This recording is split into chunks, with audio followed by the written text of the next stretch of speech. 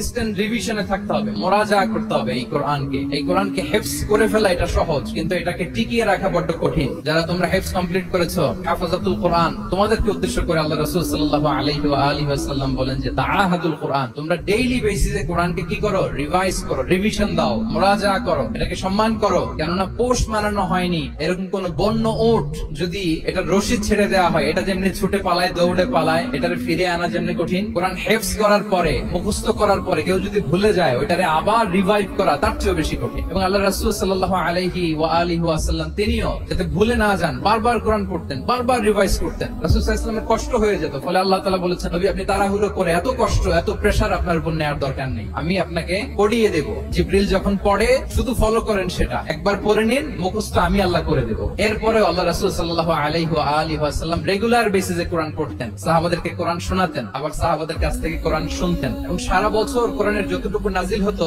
রমাদান আল মুবারাকে জিবরিল আলাইহিস সালামের সাথে রিভিশন করতেন। যে বছর তিনি ইন্তেকাল করবেন, ওই বছর 2 বার তিনি গোটা কোরআনকে জিবরিল আলাইহিস সালামের সামনে পেশ করেছেন, শুনিয়েছেন। তাহলে এটাই হচ্ছে সুন্নাহ। তিনি তো পৃথিবীর প্রথম হাফেজ নাকি? উনি রেখেছেন কিভাবে কোরআনকে, প্রিজার্ভ করেছেন কিভাবে? রিভিশনের মাধ্যমে। You have to revise a lot, you have to recite a lot. এটা আমাদের মনে থাকবে তো নাকি? শিক্ষার্থী বন্ধুরা আওয়াজ করো, মেক এ নয়েজ, মনে থাকবে ইনশাআল্লাহ বিইذنিল্লাহ।